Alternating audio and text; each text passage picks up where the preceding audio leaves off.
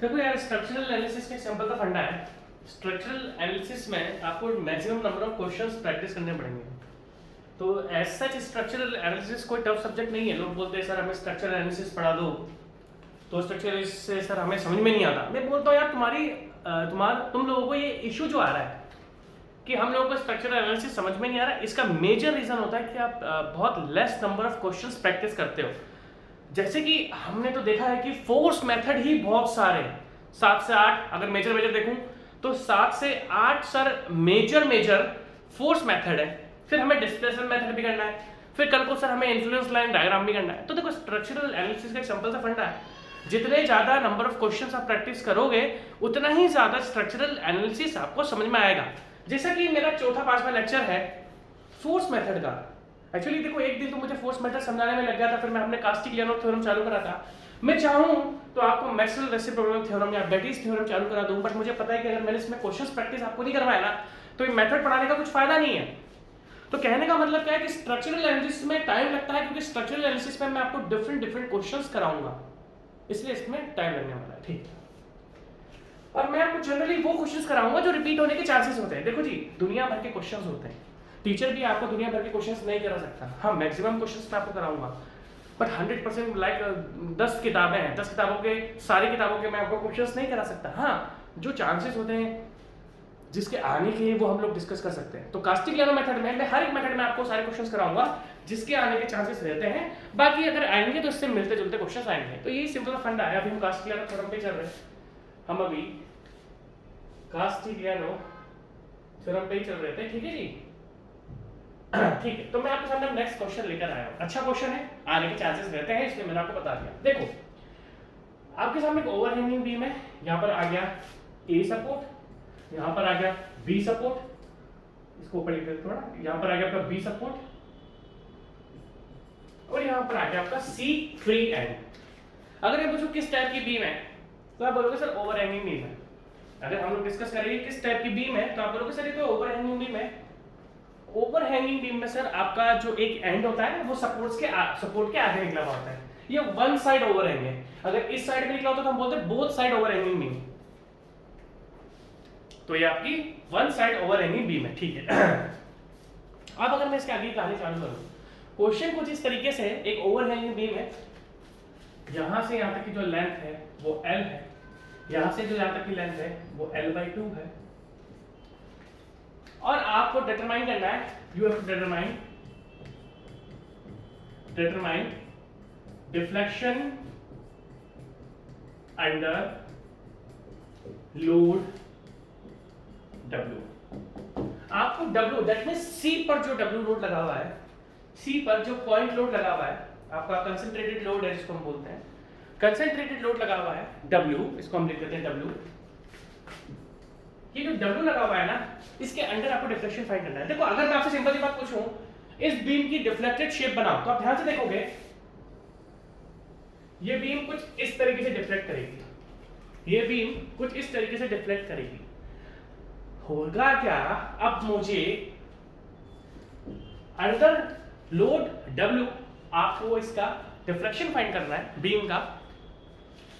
अगर मैं आपसे सिंपल सी बात पूछूं तो मैं यूज करूंगा कास्टिग्लियानो थ्योरम, जो बोलती है बीम की टोटल स्ट्रेन एनर्जी को, जो कि A से लेके C तक है, बीम की टोटल स्ट्रेन एनर्जी को अगर मैं लोड के रिस्पेक्ट में पार्शियल डेरिवेटिव कर देता हूं, तो मुझे लोड के नीचे, दैट मींस अगर इस पूरी बीम की स्ट्रेन एनर्जी को मैं इस लोड से पार्शियल डेरिवेटिव कर देता हूं, तो इस लोड के नीचे का जो डिफ्लेक्शन है ये YC, ये डिफ्लेक्शन आपको मिल जाएगा। पर यही कास्टिग्लियानो थ्योरम बोलते हैं। मैंने आपको अच्छी तरीके से फर्स्ट थ्योरम और सेकंड थ्योरम अच्छी तरीके से बता रखी। जनरली सेकंड थ्योरम से क्वेश्चंस आते हैं, जनरली सेकंड थ्योरम से आपके पास ज्यादा क्वेश्चंस आते हैं, क्योंकि वो आपको डिफ्लेक्शन फाइंड करने के लिए बोलता है। जो ये बोलता है कि स्ट्रेन एनर्जी को अगर हम लोड से पार्शियल डेरिवेटिव कर देंगे, तो हम इस लोड के नीचे का आपको डिफ्लेक्शन मिल जाएगा। अब आप बोलोगे सर ये तो हम सिंपल स्ट्रेंथ ऑफ मटेरियल पे फाइंड कर सकते हैं। हाँ, बट कल को जब आप असिस्टेंट इंजीनियर का, देखो स्ट्रक्चरल एनालिसिस जेई में तो आता नहीं है, कल को जब आप असिस्टेंट इंजीनियर का मेंस एग्जाम देने जाओगे या इंडियन इंजीनियरिंग सर्विसेज का मेंस का एग्जाम देने जाओगे तो वो आपसे साफ साफ लिख देगा solve this beam by using Castigliano theorem. आप बोलोगे सर कास्टिग्लियानो थ्योरम के तो क्वेश्चन भी बुक्स में देके नहीं रखे, आप क्यों करा रहे हो? मैं आपको इसलिए करा रहा हूँ क्योंकि कास्टिग्लियानो थ्योरम से बहुत क्वेश्चन आते हैं। वो आपको कोई भी बीम दे देगा, बोलेगा कि भैया तू किसी से भी सॉल्व मत कर, तू कास्टिग्लियानो से सॉल्व कर, तो आपके पास चॉइस का रह जाती है कि आपको कास्टिग्लियानो आना चाहिए। तो अगर मैं इस पूरी बीम स्ट्रेन एनर्जी को लोड के रेस्पेक्ट में पार्शियल डेरिवेटिव कर देता हूं तो मुझे लोड का मिल जाएगा। अब देखो बीम दो टुकड़ों में है, हम देखेंगे। तो अगर मैं बात करूं UAC strain energy for AC portion, तो दो टुकड़े हैं, एक है AB strain energy of AB portion plus strain energy of BC या सीबी पोर्शन, बीसी और सीबी पोर्शन। ध्यान से देखना, तो हमारे पास स्ट्रेन एनर्जी को फाइंड करने का तरीका है। अब अगर हम बात करें तो बीम में क्या होती है, बेंडिंग, तो हमें पता है कि सिंपल सा जो बेंडिंग का फॉर्मूला है वो 0 से लेके L mx स्क्वायर dx। कल मैंने आपको इसका अलग फॉर्म भी बताया था 2EI, दोनों से कर सकते हो क्वेश्चन। कल हमने क्या करा था, डायरेक्ट हम डिफ्लेक्शन फाइंड कर रहे थे। हमने क्या करा था, कल एक इक्वेशन बनाई थी जिसमें हमने डायरेक्ट डिफ्लेक्शन फाइंड करा था, और ये मेथड तो हम पहली बार, मैं आपको दोनों मेथड बता चुका हूं। दूसरा मेथड क्या था कि हम इसी को लिख देते थे, अगर मैं और करके लिखूं, दूसरा मेथड हमारे पास क्या था, इसको इक्वेशन को थोड़ा मैंने मॉडिफाई करा था, डेल यू लोड क्या है, del W is equal to del H C is equal to 0 से लेके L, ठीक है, mx into del mx by del p, ठीक है, यही था, इंटू dx अपॉन EL, ठीक है। हम इस तरीके से क्या था, तो चाहो तो आप पहले, आपका दोनों चॉइसेस होती हैं, मैं आपको दोनों मेथड इसलिए बताया, कल को बुक्स में आप देखोगे तो आप लोग कंफ्यूज मत होना और आप बोलोगे सर आप कास्टिग्लियानो इसलिए पढ़ा रहा हूं क्योंकि कास्टिग्लियानो कोई ढंग से पढ़ाता नहीं है। कास्टिग्लियानो स्ट्रेंथ ऑफ मटेरियल में पढ़ा दिया जाता है, बट स्ट्रक्चर एनालिसिस में कास्टिग्लियानो थ्योरम को इग्नोर करते हैं, बट हमें इग्नोर नहीं करना है, हम ढंग से पढ़ते हुए चलेंगे। तो आपके पास चॉइस है, या तो आप ये फॉर्मूला यूज कर लो, उसके बाद इसका पार्शियल डेरिवेटिव कर देंगे, या फिर हम ये यूज करते हैं, दोनों आपके पास चॉइस है। मैंने आपको दोनों मेथड बता दिए किस तरीके से कौन सा यूज करोगे, तो हम ये सिंपल लगता है हमारा, इसमें सिंपल मूवमेंट की इक्वेशन, तो ये थोड़ा अच्छा है, तो हम इसको इस वाले को प्रेफर करेंगे, प्रेफरेंस इसको देंगे, इसको इसलिए नहीं क्योंकि ये थोड़ा टिपिकल सा लगता है, ठीक है। अब आप ध्यान से देखना, अब जो मैं आपको बताने वाला हूं, तो हम क्या करेंगे, अब ध्यान से देखना, हमारे पास चॉइस है, हम AB प्लस BC या CD, इन दोनों के टुकड़ों में हम क्या करेंगे, सबसे पहले ध्यान से देखना, अगर आप ध्यान से देखो, सबसे पहले हम AB के स्ट्रेन एनर्जी की, अगर मैं लिखूं strain energy for AB portion, तो आप बोलोगे सर 0 से लेकर, पहली बात तो AB पोर्शन की लेंथ देखो कितनी है, L। आपको ये L हमेशा चेंज होता है, ये L हमेशा चेंज होता है, यहां पर AB पोर्शन की लेंथ कितनी है, L। तो आप क्या करोगे, 0 से लेकर सर L, 0 से लेकर L mx स्क्वायर, मतलब m एनी डिस्टेंस x, हम AB पोर्शन में कहीं पर भी कोई भी x डिस्टेंस ले सकते हैं। x में क्या होता है, लेंथ वेरी करती है, तो लेंथ वेरी करती है तो मूवमेंट चेंज होता है। आप बोलोगे सर आप mx क्यों लेते हो, क्योंकि हर एक पॉइंट पर लेंथ चेंज होगी, तो मूवमेंट का फॉर्मूला क्या होता है, force multiply by perpendicular distance. तो अगर हम मूवमेंट की बात करें तो force multiply by perpendicular distance, और हर एक पॉइंट पर परपेंडिकुलर डिस्टेंस चेंज हो रही है तो मूवमेंट भी चेंज होता है, इसलिए हम mx ले लेते हैं, कि किसी भी डिस्टेंस में ले लेते हैं, ठीक है। ध्यान से देखना, mx square into dx upon 2EI। मैं आपको बहुत क्वेश्चंस कराऊंगा, मोस्ट प्रोबेबली कास्टिग्लियानो थ्योरम हो सकता है मैं आज आपकी एंड कर दूं, टाइम देखते हैं कितना होता है, और कल से हम फिर मैक्सवेल और ब्रिटिश थ्योरम और वर्चुअल वर्क थ्योरम पर आ जाएंगे। जैसा कि आपको पता है कि हम पढ़ते बहुत आराम से है ना, हमें ऐसा नहीं करना हड़बड़ी में कराओगे तो फिर देखो स्ट्रक्चरल एनालिसिस अगर मैंने हड़बड़ी, मैं आपको गारंटी बोल रहा हूँ जितना टाइम मैं आपको कास्टिग्लियानो पे दे रहा हूँ कोई नहीं देगा। एक क्वेश्चन करा दिया खत्म, अगली थ्योरम आ गई, एक क्वेश्चन करा दिया खत्म, ऐसे स्ट्रक्चरल एनालिसिस समझ में नहीं आती, इसको क्वेश्चंस करने पड़ेंगे, ठीक है। mx square dx upon 2EI। अब उसके लिए अगर मैं AB पोर्शन की बात करूं तो देखो यहां पर ध्यान से देखना, आपको मैं रिएक्शंस बता रहा हूं, देखो यहां पर आएगी, या इस पेन से मजा नहीं आया, किससे लें, रेड से ले लें, इससे, ठीक है, दिस इज, यार मैंने जरा ब्लैक से ले रहा हूं तो, ठीक है, RA रिएक्शन। अब ध्यान से देखना, दिस इज RB रिएक्शन, ठीक है। अगर आप देखोगे तो दो रिएक्शंस आपके पास है, एक है RA, दूसरा है RB। क्या आपको दिख रहा है अच्छे से, मैंने ब्लू से बनाया था, हाँ अच्छा, बहुत बढ़िया दिख रहा है, ठीक है। अगर आप देखोगे तो ये RA रिएक्शन है और ये RB रिएक्शन है। अब आपको ध्यान से देखना है, अगर मुझे ए बी लाइक मान लो यहाँ पर मैंने ए बी पोर्शन के लिए यहाँ पर x को 0 माना, यहाँ पर आपका x l है और x में कोई भी मान लो किसी भी डिस्टेंस को, ये लो हमने कोई भी डिस्टेंस ले ली x, यहाँ से लेके कोई भी डिस्टेंस ले ली x, तो उसके लिए अगर मुझे ए बी पोर्शन के लिए बेंडिंग मोमेंट इक्वेशन बनानी है, आप ध्यान से देखना। तो देखो अगर मैं ए बी पोर्शन बनाऊं तो यहाँ आपके पास ए बी पोर्शन है, यहाँ पर आर ए लगा हुआ है, और हम अगर ए बी पोर्शन के लिए बनाते हैं तो बी पोर्शन पर जो लोड होगा उसको हम रोल पे नहीं लेंगे। क्यों? क्योंकि बी पॉइंट पर ही फोर्स लगा हुआ और वहां पर परपेंडिकुलर डिस्टेंस 0 तो इस फोर्स का रोल नहीं देता। ठीक है, उसके लिए अगर आप ध्यान से देखोगे तो आपको बीम का आर ए और आर बी, अगर मुझे इस ए बी पोर्शन के लिए एफ की इक्वेशन बनानी है किसी भी एक्स डिस्टेंस पर, तो मुझे ये आर ए कैलकुलेट करना पड़ेगा, और अगर आर ए कैलकुलेट करना पड़ेगा तो उसके लिए मुझे पहले बीम को सॉल्व करना पड़ेगा। तो अगर आप ध्यान से देखो, अब इसको ध्यान से देखना, अगर आप इस बीम को ध्यान से देखते हो तो आपकी चॉइस है आप कहां से स्टार्ट करना चाहते हो। मेरे को आर ए और आर बी, मैं स्टैटिक इक्विलिब्रियम इक्वेशन यूज करूंगा, summation of moment is equal to 0, आपको ध्यान से देखना पड़ेगा। उसके लिए मोमेंट, दैट मींस हमें किसी भी एक सपोर्ट पर मोमेंट ले लेना है, उसके लिए आपको क्या ध्यान रखना है, आपको उसके लिए क्या ध्यान रखना है, साइन कन्वेंशंस। आपकी चॉइस है, चाहे तो आप यहां से स्टार्ट करो, चाहे तो आप यहां से स्टार्ट करो। सिंपल सा हम ए से स्टार्ट करते हैं क्योंकि इस पे सैगिंग हो रही है। मैं तो हॉगिंग से भी स्टार्ट कर सकता हूं, आप लोग घूम जाओगे। मैं तो हॉगिंग से भी स्टार्ट कर सकता हूं बट आप लोग घूम जाओगे, इसलिए मैं हॉगिंग से स्टार्ट नहीं करूंगा। तो अगर मैं ए से स्टार्ट करता हूं, लाइक हम ए से स्टार्ट करते हैं, तो देखो बीम में क्या हो रही है, सैगिंग में अगर हमें आर ए और आर बी कैलकुलेट करना पड़ेगा अगर मोमेंट की इक्वेशन बनानी है तो अगर मैं आपसे आर ए और आर बी बात करूं, अच्छा एक चीज बोलता हूं, अपनी हेल्थ का ध्यान रखो यार, बड़ा बहुत गड़बड़ चल रहा है मामला, हम भी परेशान हैं कि भाई बीमारियां सही हैं, तो भैया आप थोड़ा अपना ध्यान रखो, वही बहुत खतरनाक मामला चल रहा है ना, अपनी हेल्थ का ध्यान रखो। मैं तो खुद कंफ्यूज हूँ यार, मैं सही हो गया बीमार उस टाइम, मुझे खुद को पता नहीं, मतलब चेक कराना चाहिए, मैं नहीं करा रहा, बाद में कराऊंगा, ठीक है, बट आप लोग अगर हो तो चेक करा लो अपना, ठीक है। आगे की बात डिस्कस करते हैं। तो आर ए और आर बी फाइंड करने के लिए हमने देखा कि भाई हमने ए से स्टार्ट करा, हम सी से भी स्टार्ट कर सकते थे, तो हमने देखा कि ए बी वाले पोर्शन पे सैगिंग हो रही है। सैगिंग में सबसे पहला मूवमेंट जो होता है वो क्लॉकवाइज बनता है और रिमेनिंग एंटी क्लॉकवाइज। तो अगर आप ध्यान से देखोगे तो अगर मैं ए बी वाला पोर्शन लेता हूं तो मेरा आर ए कैसे घूम रहा है, क्लॉकवाइज घूम रहा है, और सैगिंग हो रही है ए बी पोर्शन में, तो सबसे पहला हम मूवमेंट कौन सा लेंगे, हमने अब ए से लेकर सी तक मूवमेंट लॉक कर दिया। देखो मैं लिख देता हूं, इन लिख रहा हूं, in A B portion beam is in sagging, so take first movement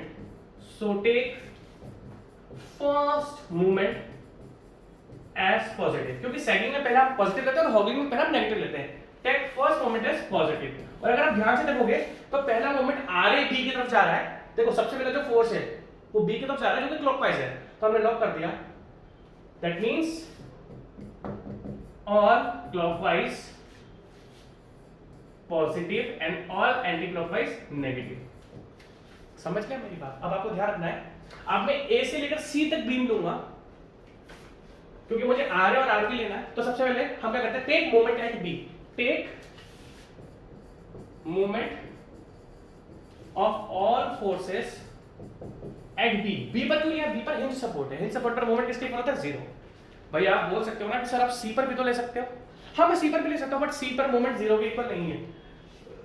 अब समझ लो इस चीज को, भाई लोड लग रहा है, मैं कहने का मतलब क्या है, सी एक फ्री एंड है, अगर इस लोड से देखो आप बोलोगे सर यहाँ पर मोमेंट 0 तो है, भैया यहाँ से फोर्सेस भी तो चल रहे हैं, आप बोलोगे सर यहाँ पर तो देखो इस फोर्स की परपेंडिकुलर डिस्टेंस है नहीं, मैं बोलूंगा हाँ इस फोर्स फ्री एंड पर इस फोर्स का तो कोई परपेंडिकुलर डिस्टेंस नहीं है, बट आर ए और आर बी का तो है, तो इस फ्री एंड पर तो मोमेंट आ जाएगा।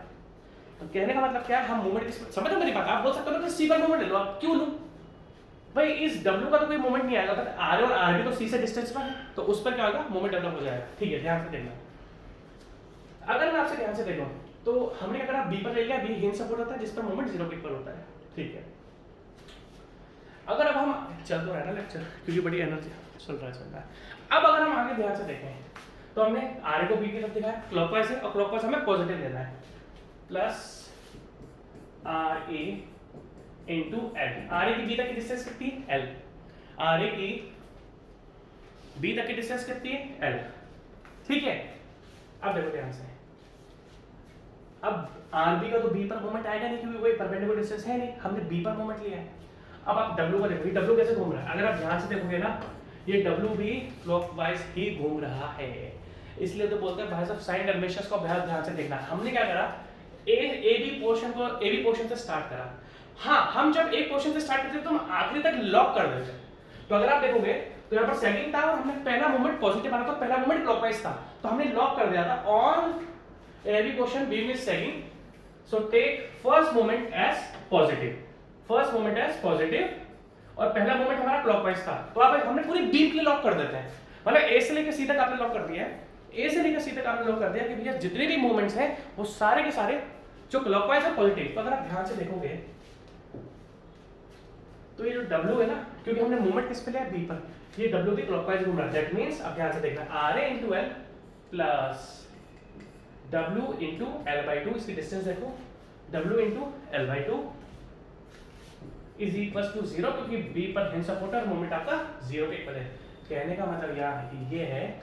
और अगर आप पूछो RA प्लस RB, देखो RA और RB, देखो RA और RB वर्टिकल रिएक्शन से जो इस लोड की वजह से आई होगी, तो हम बोल सकते हैं RA plus RB is equal to W, क्योंकि RA और RB वर्टिकल लोड की वजह से रिएक्शन डेवलप हुई है, तो इन दोनों का जो समेशन है वो W के इक्वल है। यहाँ से हमें RA मिल जाएगी, आप देख सकते हो यहाँ से RA क्या आ रही है, ध्यान से आपको देखना पड़ेगा, यहाँ से आपके पास RA आ रहा है, ये देखो L से L कट गया, माइनस W/2, RA आपके पास आ रहा है माइनस W/2। अब आपको मैं बताता हूँ, कोई टेंशन की जरूरत नहीं है।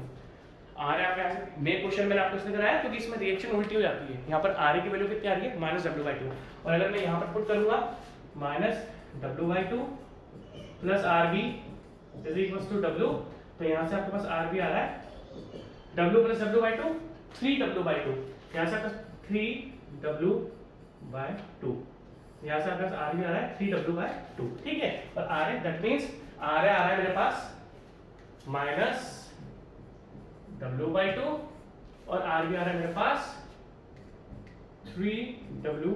पहले आप इसको लिखो, तो मैं मिटाऊंगा इसको, मुझे इसको रफ करना पड़ेगा, आप इसको लिख लो।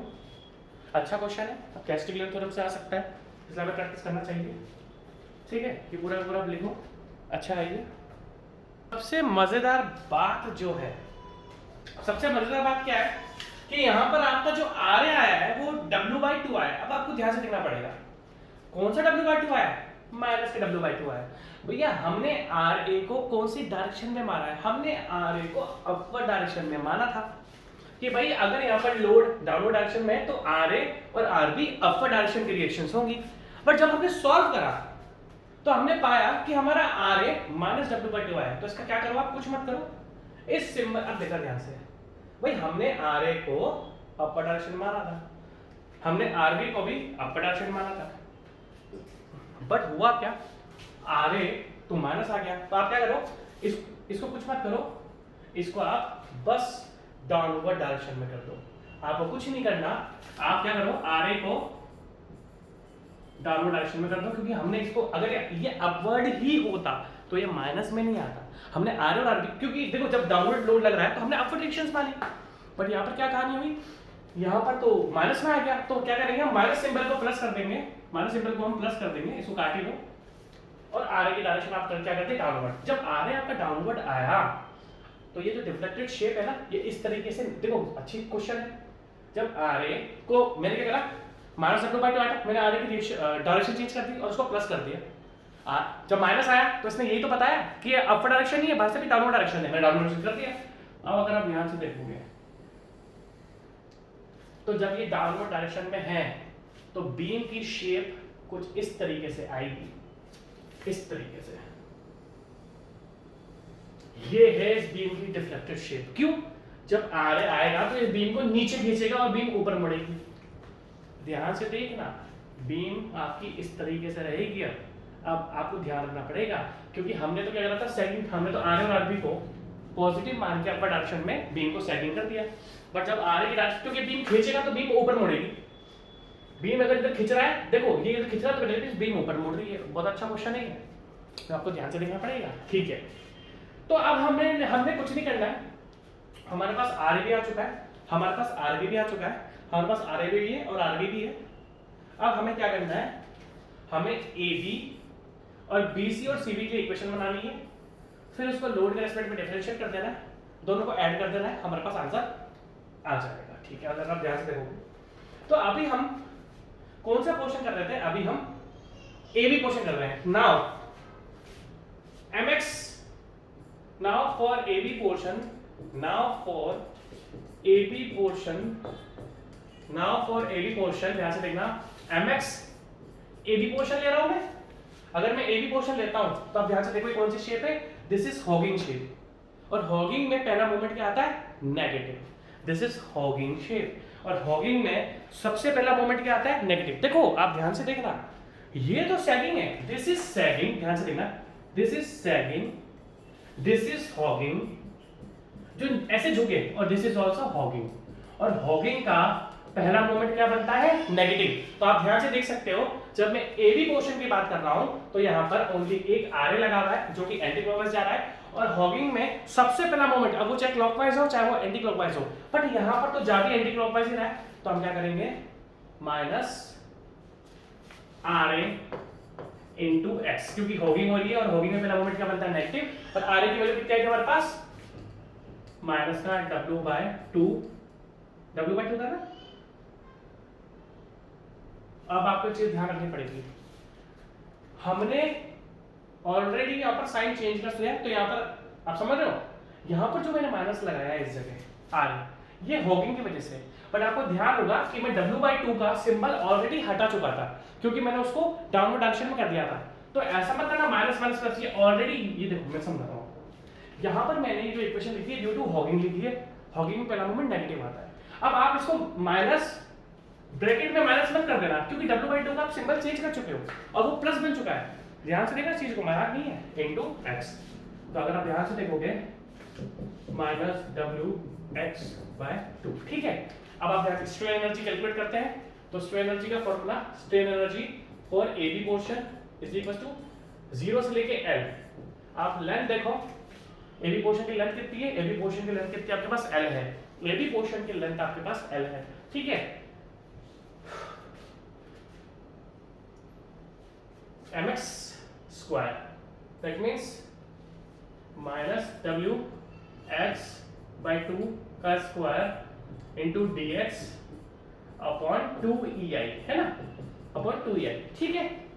आप बोलोगे ठीक है, तो ये क्या रहा आपका, 0 से लेके L माइनस w प्लस हो जाएगा, प्लस w² x² 2 का 4 हो जाएगा, और ये नीचे 8ei आ जाएगा, है ना, क्योंकि 2 का स्क्वायर क्या 4, नीचे आ जाएगा 8 हो जाएगा, इनटू dx। तो अगर आप देख सकते हो तो 0 से लेके L, एक सेकंड अपन कॉमन निकाल लेते हैं बाहर, हम लोग कॉमन निकाल लेते हैं, 1/8ei को 1/8ei, और w² कॉमन आ जाएगा 8 है, अंदर क्या बचेगा, 0 से लेके L x² इनटू dx। अब इसका आप इंटीग्रेशन कर दो, सिंपल सा फंडा है, x³ आ जाएगा, तो w² x³ है ना, x³/3, तो 8ei इनटू x³ बाय 3, 0 से लेके L, क्योंकि AB की लेंथ 0 से लेके L थी, अब ये x की क्या पुट कर दो, तो ये क्या आ जाएगा आपका 8 × 24, that means w² L³ upon 24ei, ठीक है। हमारे पास जो strain energy in AB portion है, हमारे पास जो strain energy in AB portion है, हमारे पास जो strain energy in AB portion है वो क्या आई, w²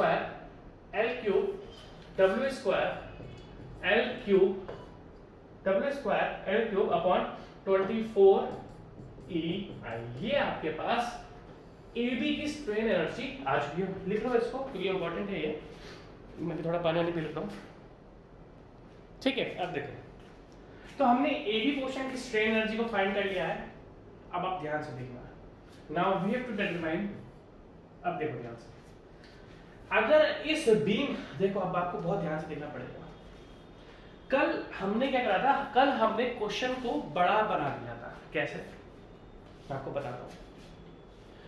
कल एक बीम थी जिसमें हमने पहले दो टुकड़ा में लिया था, पहले हमने ए बी से लिया था, हमने फिर बी सी से लिया था। देखो आपको सिंपल सी बात बताता हूँ मैं, अभी मैंने x आपका यहां से ले a से, देखो यहाँ पर x अभी आपका 0, आपको बहुत ध्यान से देखना पड़ेगा। अब आपको BC पोर्शन को एनालाइज करना है, सिंपल सी बात है। अब हमको BC पोर्शन को एनालाइज करना है, ठीक है। अगर हम BC पोर्शन की बात करते हैं तो BC पोर्शन को अगर मैं एनालाइज करूंगा तो अब मुझे x यहां, अब देखो ध्यान से, मुझे x को, एक सेकंड रुको मैं थोड़ा इरेज कर देता हूं, आपको ध्यान से समझ में आएगा।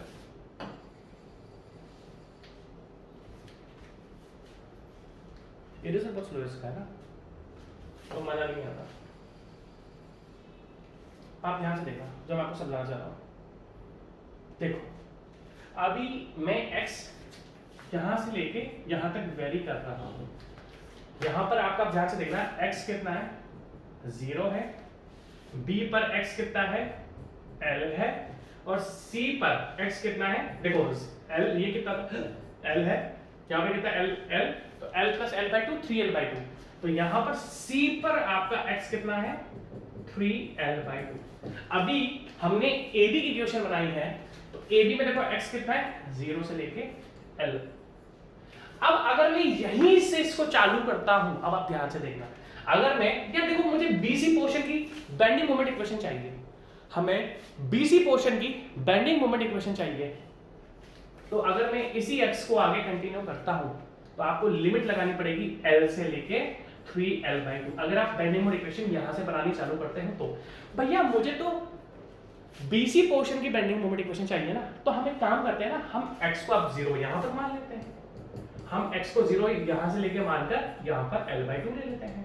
तो इससे क्या होगा, हमारी इक्वेशन छोटी बन जाएगी। मेरी बात ध्यान से देखना, देखो अगर अभी हमने AB की केस में x को a से लेना स्टार्ट करा था, तो हमने क्या करा, x को 0 यहां पर माना, यहां पर x को l माना, और यहां पर हमारा x कितना होगा, 3l/2। मान लो आप अगर BC पोर्शन की बेंडिंग मोमेंट इक्वेशन इस x से जो आपने a पर 0 करा है, यहीं से अगर आप बेंडिंग मोमेंट इक्वेशन बनानी चालू करोगे, यहीं से अगर आप बेंडिंग मोमेंट इक्वेशन बनानी चालू करोगे तो अननेसेसरी आपके लिमिट्स जो है वो l से लेकर 3l/2 बन जाएंगे, और आपको दो बार माइनस करना, दो ब्रैकेट बनेंगे फिर आपके। इससे अच्छा क्या, जब हमें को BC पोर्शन की बेंडिंग मोमेंट इक्वेशन चाहिए, कल अपन ने क्या करा था, हमने सीधे चले थे तो हमारी इक्वेशन लेंदी बन गई थी, फिर मैंने काम चोरी के कारण छोड़ दी थी और आप पर छोड़ दी थी। और आज ये क्वेश्चन मैं पूरा करूंगा, क्यों, मैंने आपको दोनों तरीके बताए कि अगर चाहो तो आप सीधा भी चल सकते हो, बट अगर मुझे BC पोर्शन की इक्वेशन बनानी है तो मैं C से भी तो इक्वेशन, मतलब C भी, अब हम BC को ना करते हुए हम क्या बनाएंगे, देखना ध्यान से, आपको ध्यान से देखना पड़ेगा।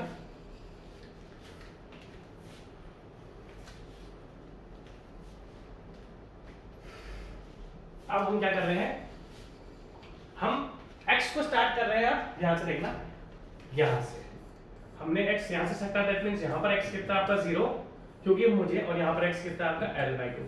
भाई जब मुझे CB पोर्शन की बेंडिंग मोमेंट इक्वेशन बनानी है तो मैं लंबा क्यों चलूंगा, मैं तो उल्टा चल लूंगा ना, क्योंकि यहां पर एक छोटा सा पोर्शन है। तो सिंपल सा फंडा हमने सीख लिया है। अब देखो आपका क्या हो रहा है, हॉगिंग हो रही है, और हॉगिंग में आपका सबसे पहला मोमेंट क्या बनता है, हॉगिंग में सबसे पहला मोमेंट आपका बनता है नेगेटिव। तो दैट मींस ये लोड कितना है आपका लोड है W। दैट मींस अगर मैं CB पोर्शन की बात करूं, now for CB portion, now for CB portion, अगर हम लोग CB पोर्शन की बात करते हैं तो हमने ये CB पोर्शन बना लिया, ये W लोड था, यहाँ पर आपने x इस तरीके से माना, ये CB पोर्शन है, और CB का मतलब है हमने C से स्टार्ट करा, यहाँ पर x 0 है, यहाँ पर x आपका l/2 है। B पर फोर्स लेंगे नहीं क्योंकि उसी पॉइंट पर फोर्स की कोई परपेंडिकुलर डिस्टेंस नहीं है, ठीक है। तो आप ध्यान से देखना, l/2, ठीक है। तो मोमेंट की स्ट्रेन एनर्जी की इक्वेशन क्या थी, UCB इज इक्वल टू 0 से लेके l/2 mx², mx की वैल्यू देखो w इंटू एक्स, और हॉगिंग है तो माइनस w इंटू एक्स का square into dx upon 2ei। Simple format है, बहुत इजी सा फॉर्मेट है, ठीक है। तो अगर हम UCB की बात करते हैं तो 0 से लेके l/2 आएगा, क्योंकि CB की लेंथ l/2 तक ही है, ठीक है। 0 से लेके l/2 w² into x square into dx upon 2EI। तो आप क्या करो, कॉमन ले लो बाहर, दैट मीन्स क्या आ जाएगा यहाँ पर, ये UCB इज इक्वल्स टू 0, नहीं हम बाहर कॉमन ले लेते हैं, W² हमने कॉमन ले लिया, 2EI हमने कॉमन ले लिया, और अंदर बच गया x² इंटू dx, और यहाँ पर 0 से लेके L/2। तो बस सिंपल सा फंडा है, इंटीग्रेट कर दो x³ 3, तो UCB जो 3 है वो नीचे 2 से मल्टीप्लाई हो जाएगा 6EI, क्योंकि जो देखो x³ 3 करूंगा 3 2 से मल्टीप्लाई हो जाएगा, W², अब ध्यान से देखना, इनटू, अब ये आपको L/2 का क्यूब रखना है, ऊपर x³ है तो L/2 का क्यूब, L/2 का क्यूब विच इज इक्वल, समझ रहे हो ना, मैंने इंटीग्रेशन कर दिया, स्टेप खा गया मैं, डायरेक्ट लिख दिया, x³ की जगह L/2 पुट कर दिया, क्योंकि यहाँ पर लिमिट L/2 है, नीचे के 0 है तो उसका बनना नहीं है, तो देखो ध्यान से W² L³ ये नीचे 8 है, 2 का क्यूब कितना होता है 8, और 6 8 जा 48EI। फाइनली अगर आप ध्यान से देखोगे तो हमारी UAB कितना है, W² L³ अपॉन 24EI, और हमारे UCB कितना है, W² L³ अपॉन 48EI। अब हमें इन दोनों को ऐड करना है, UAB plus UCB is equals to UAC, है ना, सिंपल सा फंडा है, और इसको फिर हम लोड के रिस्पेक्ट में पार्शियल डेरिवेटिव कर देंगे, इज इक्वल्स टू, यहां से देखना UAC हमारे पास कितना था, W² UAB L³ upon 24EI plus UCB कितना है हमारे पास, W² L³ अपॉन 48EI, ये हमारे पास क्या है UAC। अब इसको मैं क्या कर रहा हूं, हमें डिफरेंशियल फाइंड करना था with respect to W load, हमें W लोड के रेस्पेक्ट में आपको W लोड के रेस्पेक्ट में हमें डिफरेंशियल डिटरमाइन करना था, तो हमें पार्शियल डेरिवेटिव कर दो, del UAC upon del W is equals to 2W L³ upon 24EI plus 2W L³ upon 48EI, that means ये कट गया 12, ये कट गया 24। फाइनली हमारे पास जो डिफ्लेक्शन आ रहा है, डिफ्लेक्शन एट सी आ रहा है हमारे पास, में आ रहा है W L³ upon 12EI plus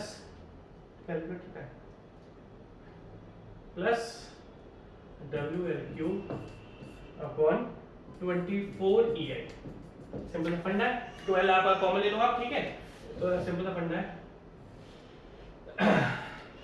ठीक है, W L³ upon 12EI plus W L³ upon, ठीक है, तो आप क्या करोगे, W L³ मैंने 12 कॉमन ले लिया, ठीक है, 12 W L³, अब इसको है आपका W L³ upon 12EI plus, अरे ऐसे मतलब फंडा है ना, W L³ आ जाएगा प्लस 2W L³ अपॉन 24, ठीक है, तो फाइनली आएगा 3W L³ अपॉन 24EI, नीचे EI कॉमन ले लेना, यार एलसीएम लेते, एलसीएम कितना 0 से नहीं लिया हमने, है ना, तो 3W L³ अपॉन 24EI, 3 से 8 गया, 8 से 24, दैट मींस फाइनली जो डिफरेंशियल आ रहा है वो आ रहा है W L³ अपॉन 8EI। लिख लो भैया पूरा का पूरा, ये लो पूरा लिख लो क्योंकि आपके काम आएगा। तो देखोगे कास्टिक में क्वेश्चन का करने में टाइम तो लगता है, बट ये सिखाना जरूरी है, क्योंकि डिफरेंट टाइप के क्वेश्चन आपको नहीं बताया तो फिर कल को आप सॉल्व नहीं कर पाओगे। लिख लो उसको पूरा, ठीक। अब नेक्स्ट क्वेश्चन देखना था, कौन सा क्वेश्चन है। अगर हम नेक्स्ट क्वेश्चन की बात करें तो नेक्स्ट क्वेश्चन क्या है, एक सर्कुलर या क्वार्टर रिंग है आपके पास। ये क्या है, एक सर्कल था, सर्कल का क्वार्टर है, दैट मींस आपके पास क्वार्टर रिंग है। इस क्वार्टर रिंग पर ए और बी, क्वार्टर रिंग पर आपका बी पर लोड लगा है P। You have to determine vertical deflection at B।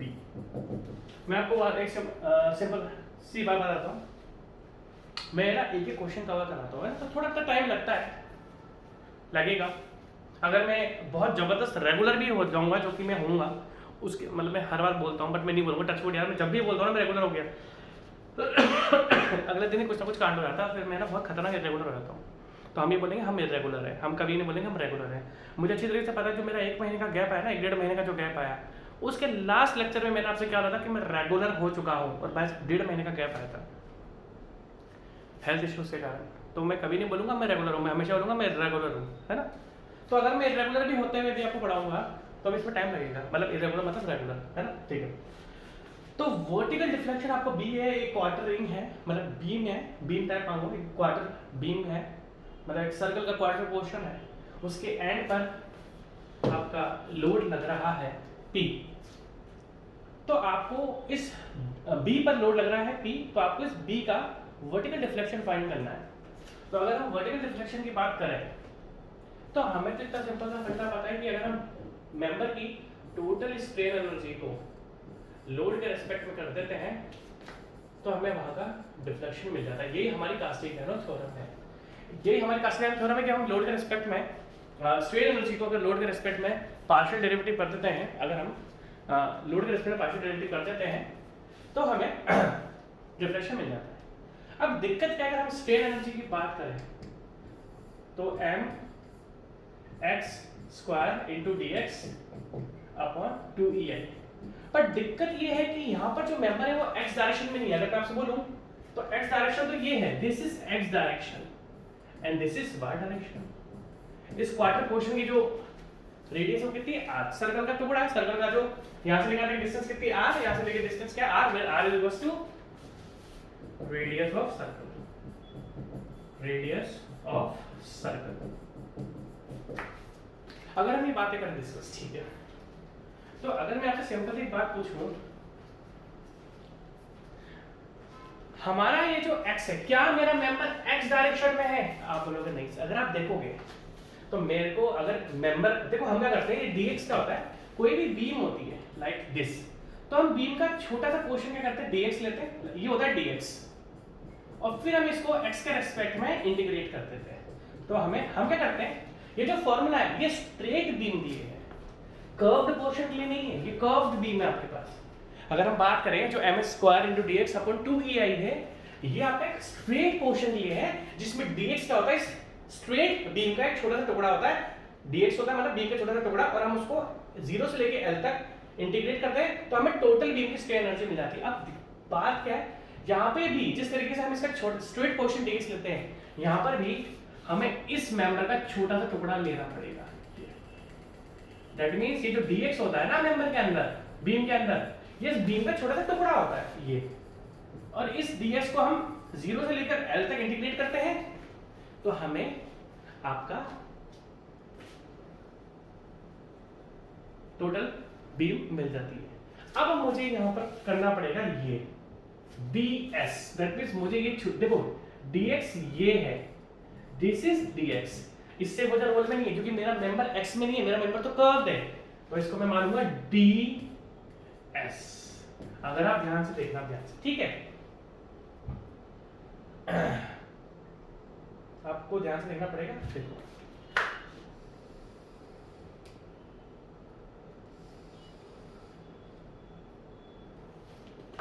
समझ लो मेरी बात, हमें ये जो इंटीग्रेशन करना होता है ये हमेशा एक सेकंड, हमेशा हमें मेंबर के रेस्पेक्ट पे करना पड़ता है।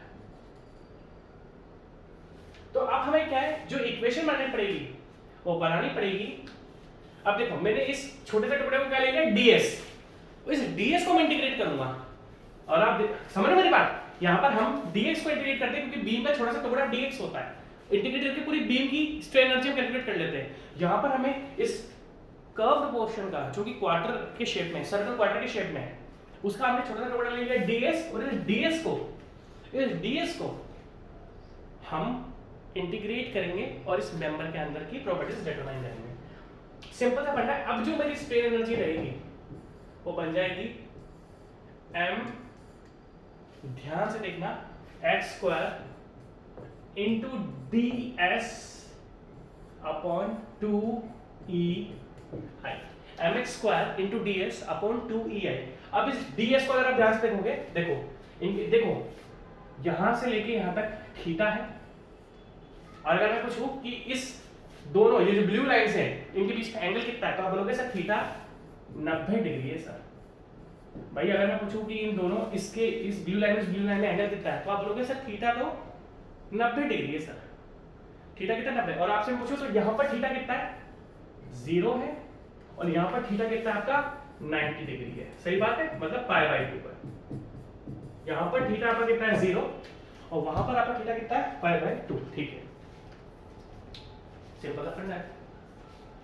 अब अगर मैं आपसे आगे की बात सिंपल सी पूछूं, तो ये ds सेपरेट टोटल थीटा है, तो ये बीच में एंगल कितना होगा d थीटा।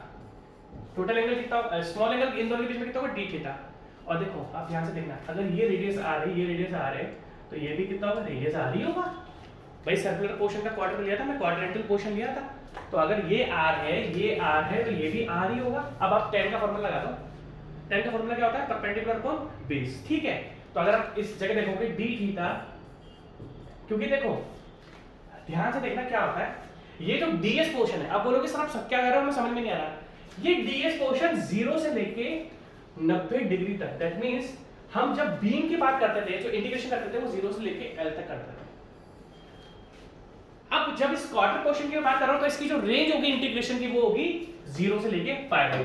0 से लेके π/2, दैट मींस अगर मैं इंटीग्रेशन लगा रहा हूं 0 से लेके π/2, तो मुझे इस ds को एंगल में कन्वर्ट करना पड़ेगा। मुझे इस ds को एंगल में कन्वर्ट करना पड़ेगा। समझ लो मेरी बात, समझ लो मेरी बात, बोलोगे बिल्कुल। क्योंकि जब मैंने इंटीग्रेशन लिमिट ही, क्योंकि ये जो क्वार्टर पोर्शन है वो 0 से लेके π/2 की रेंज में है, तो अगर 0 से लेके π/2 तक की रेंज में है, तो मुझे यहाँ पर इस ds को रिप्लेस करना पड़ेगा। और अगर आप यहाँ से देख सकते हो, तो d theta is equals to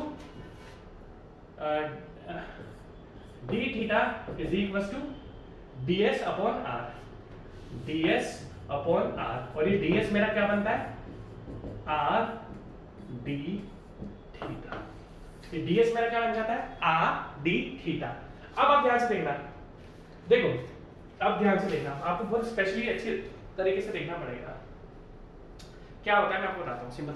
मान लो हमने ये लाइन जो ली, ध्यान से देखना, आपको बहुत ध्यान से देखना पड़ेगा। ठीक है, इस एंगल को ध्यान से देखो, ये थीटा, अगर मैं थीटा इस दोनों के बीच के एंगल की बात करूं, तो वो एंगल कितना है 90 डिग्री। अब ध्यान से देखना, इसको मैं इरेज कर रहा हूं। ठीक है, थोड़ा बहुत बना लेते हैं, आपको इस क्वेश्चन को ध्यान से देखना पड़ेगा। दिस इज थीटा, मान लो मैंने कोई भी एंगल थीटा ले लिया, अगर दोनों के बीच की बात करेंगे तो थीटा 90 डिग्री है। अगर मैं थीटा लेता हूं, कोई भी एंगल थीटा लेता हूं, तो देखो ध्यान से देखना, ये r है, ये रिजॉल्व होके क्या बन जाएगा, अगर इन दोनों के बीच में थीटा है, तो ये क्या बन जाएगा, ये वाली जो परपेंडिकुलर, ये क्या बन जाएगी, देखो ये r के रिस्पेक्ट में मैं रिजॉल्व करता हूं, क्या बन जाएगा r cos थीटा।